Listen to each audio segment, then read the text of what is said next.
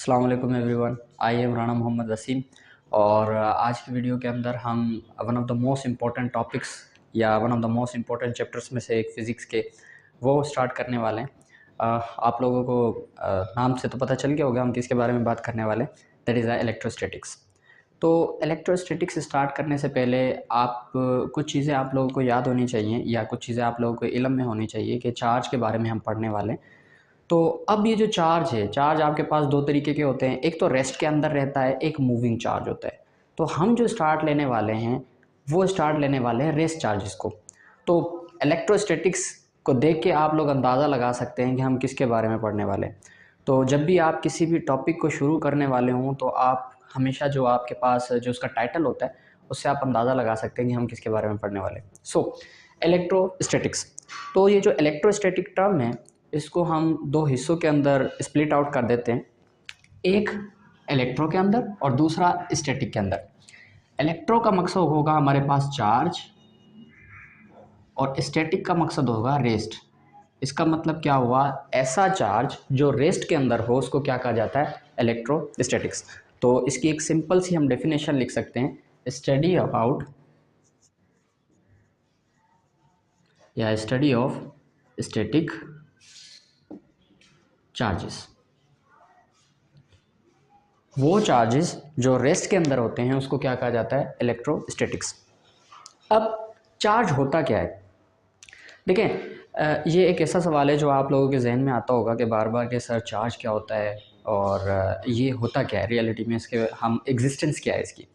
ठीक है, बहुत आसान तरीके से इसको समझाता हूँ कि आपके पास इस वक्त आप जो चीज़ देख रहे हैं वो मेरे हाथ में मार्कर है, सामने जिस चीज़ के ऊपर मैं लिख रहा हूँ वो बोर्ड है, ठीक है, और आप जिस चीज़ से मैं रिकॉर्डिंग कर रहा हूँ इस वीडियो की वो है कैमरा।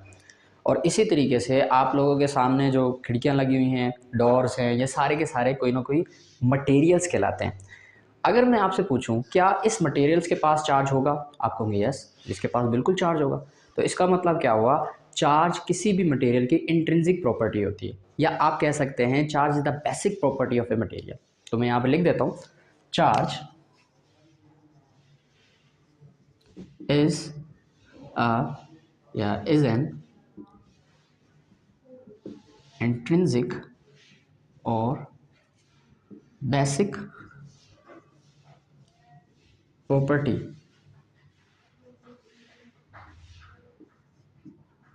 of a material. किसी भी मटेरियल की जो बेसिक प्रॉपर्टी होती है या इंट्रिंसिक प्रॉपर्टी होती है उसको क्या कहा जाता है, चार्ज कहा जाता है। और वो चार्जेस जो रेस्ट के अंदर होते हैं उसको क्या कहा जाता है, इलेक्ट्रोस्टैटिक्स। अब थोड़ा सा और फर्दर मोर चलते हैं कि चार्ज को तो हमने पढ़ लिया कि चार्ज होता क्या है। चार्ज की हमारे पास दो टाइप्स होती हैं, ये भी आप लोगों को पता है, एक पॉजिटिव होता है, दूसरा होता है हमारे पास नेगेटिव। जब दो आपके पास सेम चार्जेस वाले चार्ज या सेम जो चार्ज रखने वाले जो होते हैं वो आपस में करीब करीब आते हैं तो एक दूसरे को क्या करते हैं, ये एक दूसरे को करते हैं रिपेल। और इसी तरीके से जब आप लोगों के पास दो अपोजिटली चार्ज पार्टिकल एक दूसरे के करीब करीब आते हैं तो वो एक दूसरे को क्या करते हैं, अट्रैक्ट करते हैं। मतलब दो आपके पास अपोजिटली चार्ज पार्टिकल आप उसको करीब करीब लेके गए तो वो एक दूसरे को क्या करेंगे, रिपेल करेंगे, उन दोनों के दरमियान में रिपल्जन होगी। इसी तरीके से दो अपोजिटली चार्ज पार्टिकल जब एक दूसरे के करीब आएंगे तो क्या करेंगे, अट्रैक्ट करेंगे। So it's all about the charge. थोड़ा सा और इसको फर्दर डिस्कस करते हैं। अब चलते हैं थोड़ा सा चार्ज के और डेप्थ के अंदर। देखिए जिस तरीके से आप लोग पढ़ते हैं ना, law of conservation of momentum, law of conservation of energy, और इसी तरीके से law of conservation of mass, इसी तरीके से हम पढ़ते हैं law of conservation of charge. Same definition, charge neither be created nor be destroyed, but एक जगह से दूसरी जगह पे हम उसको ट्रांसफ़र कर सकते हैं। वो कैसे, सिंपल, ये कोई भी मैंने एक आइसोलेटेड सिस्टम बनाया, इस आइसोलेटेड सिस्टम में मैंने 2 से 3 चार्ज रख दिए। लेट सपोज मैंने एक 4 कूलम का चार्ज रख दिया, दूसरा मैंने 2 कूलम का चार्ज रख दिया, और इसी तरीके से मैंने 1 कूलम का चार्ज रख दिया। ये कोई भी एक आइसोलेटेड सिस्टम है। अब इस सिस्टम को मैंने उठा के इस जगह पर रख देता हूँ, क्या इस चार्ज के अंदर कोई फ़र्क आएगा? आप कहेंगे नो, जो चार्ज इसके अंदर इधर हैं इधर भी वही चार्ज होंगे। इसका मतलब क्या हुआ कि टोटल आइसोलेटेड सिस्टम के अंदर अगर मैं कोई भी आइसोलेटेड सिस्टम रहता हूं तो उसके अंदर जो चार्ज होगा वो आपका क्या रहेगा, रिमेन्स कांस्टेंट। तो मैं इस जगह पे एक और डेफिनेशन इसके बारे में लिख सकता हूँ, law of conservation of charge के बारे में। in an isolated system total charge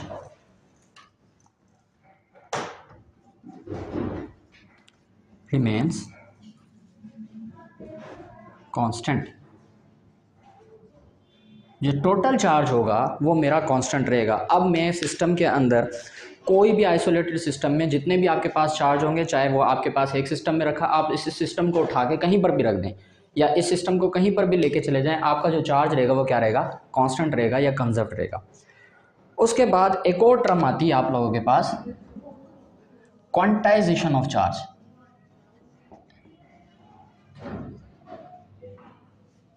अब ये क्या होता है, देखें, क्वांटाइजेशन से पहले आप लोगों को एक चीज़ के बारे में इल्म होना चाहिए। इस पूरी कायनात के अंदर, इस पूरी यूनिवर्स के अंदर सबसे छोटे से छोटा चार्ज कौन सा है? देखें, छोटे से छोटा चार्ज तो आपको फंडामेंटल पार्टिकल्स में भी मिल जाएगा, क्योंकि क्वार्क्स आ गए हैं, क्योंकि क्वार्क्स अभी आप लोगों के पास डिस्कवर हो चुके हैं। There are the fundamental charge particles, जिसको आप कहते हैं जो फंडामेंटल पार्टिकल्स हैं। उससे भी कोई आपके पास ऐसा पार्टिकल जो इंडिपेंडेंट नहीं मिलता हो, जो आज़ाद हालत में मिलता हो, तो आप कह सकते हैं इस पूरी यूनिवर्स में एक ऐसा पार्टिकल है जो आपके पास सबसे छोटा पार्टिकल है, और वो पार्टिकल आपके पास आज़ाद हालत में मिलता है, वो होता है इलेक्ट्रॉन। सिंपल। इलेक्ट्रॉन पे आप लोगों को पता है उसका इलेक्ट्रॉन का मैग्नीट्यूड कितना होता है, 1.6 × 10⁻⁻19 कूलम। इसका मतलब ये जो आपके पास इलेक्ट्रॉन है, इस पूरी कायनात में सबसे छोटा पार्टिकल वो है जो इंडिपेंडेंटली एग्जिस्ट करता है, आज़ाद एग्जिस्ट करता है, और उसके ऊपर आपके पास मैग्नीट्यूड कितना होता है, 1.6 × 10⁻⁻19 कूलम। इससे छोटा चार्ज जैसे क्वार्क्स हो गए, ठीक है, और आप लोगों के पास ये जो छोटे छोटे जो चार्ज होते हैं क्वार्क्स वगैरह, तो ये इंडिपेंडेंटली एग्जिस्ट नहीं करते, ये किसी ना किसी फॉर्म में एग्जिस्ट करते हैं, या आप इसको कह सकते हैं या आपके पास कॉम्बिनेशन में एग्जिस्ट करते हैं। ये आपके पास सिंगल एग्जिस्ट करेगा और इसके ऊपर मैग्नीट्यूड कितना है, 1.6 × 10⁻⁻19 कूलम। चलो ये तो बात समझ में आ गई कि sir it is independently charge और ये फिक्स आपके पास इंडिपेंडेंटली एग्जिस्ट करता है। अब क्वांटाइजेशन ऑफ चार्ज का मकसद क्या है? देखें, क्वांटाइजेशन को मैं इसको थोड़ा सा रब कर देता हूँ, वापस लिख देते। क्वांटाइजेशन का मैं कह देता हूँ इट इज़ अ फिक्स्ड, और दूसरा नाम इसका कह देता हूँ मैं डिस्क्रीट। वो चार्ज जो फिक्स्ड अमाउंट में, उसको क्या कहा जाता है, क्वांटाइजेशन ऑफ चार्ज। सिंपल। अब फिक्स्ड अमाउंट कैसे? अगर कोई चार्ज आप लोगों के पास इस तरीके से एग्जिस्ट करता है, +-1 +-2 +-3, ये आप लोगों के पास फिक्स्ड अमाउंट ऑफ चार्ज है, या आप उसको कह सकते हैं डिस्क्रीट अमाउंट ऑफ चार्ज है। अगर आप लोगों के पास कोई भी चार्ज 1, 2, 3, चाहे वो पॉजिटिव आ जाए या नेगेटिव आ जाए, उसको क्या कहा जाता है, फिक्स्ड चार्ज या डिस्क्रीट चार्ज।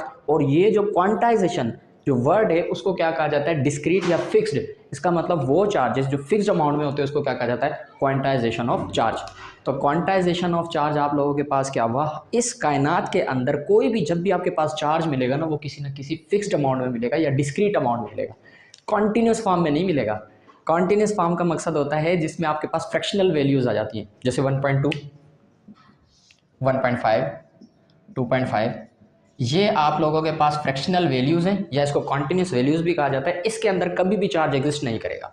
सिंपल। तो थोड़ा सा इसको वापस एक मरतबा चलते हैं। जब भी आपके पास चार्ज रेस्ट के अंदर होता है उसको कहा जाता है इलेक्ट्रोस्टैटिक्स। और चार्ज आपके पास मटेरियल की कौन सी प्रॉपर्टी होती है, इंट्रिंसिक प्रॉपर्टी होती है। दो किस्म के चार्ज, पॉजिटिव एंड नेगेटिव। दो चार्ज जब आपस में करीब आते हैं, सेम चार्ज या सेम आप लोगों के पास चार्ज रखने वाले, that is repelled each other. Oppositely charge करीब आते हैं, अट्रैक्ट ईच अदर। इसी तरीके से हमने पढ़ा law of conservation of charge. Total isolated system में आपके पास चार्ज क्या रहता है, कंजर्व्ड रहता है। उसके बाद हम पढ़ते हैं क्वांटाइजेशन ऑफ चार्ज। क्वांटाइजेशन का मकसद फिक्स या डिस्क्रीट। ऐसा चार्ज जो डिस्क्रीट अमाउंट में हो या फिक्स्ड अमाउंट में, उसको क्या कहा जाता है, क्वांटाइजेशन ऑफ चार्ज। कभी भी क्वांटाइजेशन ऑफ चार्ज या कभी भी चार्ज जो होता है वो आप लोगों के पास फ्रैक्शनल वैल्यू में नहीं आता, या आप कह सकते हैं कॉन्टीन्यूस वैल्यू में नहीं आता। सो अगर आप यहाँ तक शॉर्ट स्क्रीन लेना चाहते हैं तो शॉर्ट स्क्रीन ले लें, इसके बाद हम चलते हैं आगे। तो इसके बाद एक सवाल लिखा है, उसके अलावा क्वांटाइजेशन ऑफ चार्ज को थोड़ा सा और डिस्कस करते हैं। देखें क्वांटाइजेशन की जगह पर मैंने इस जगह पर छोटी छोटी सी डेफिनेशंस लिख दी हैं।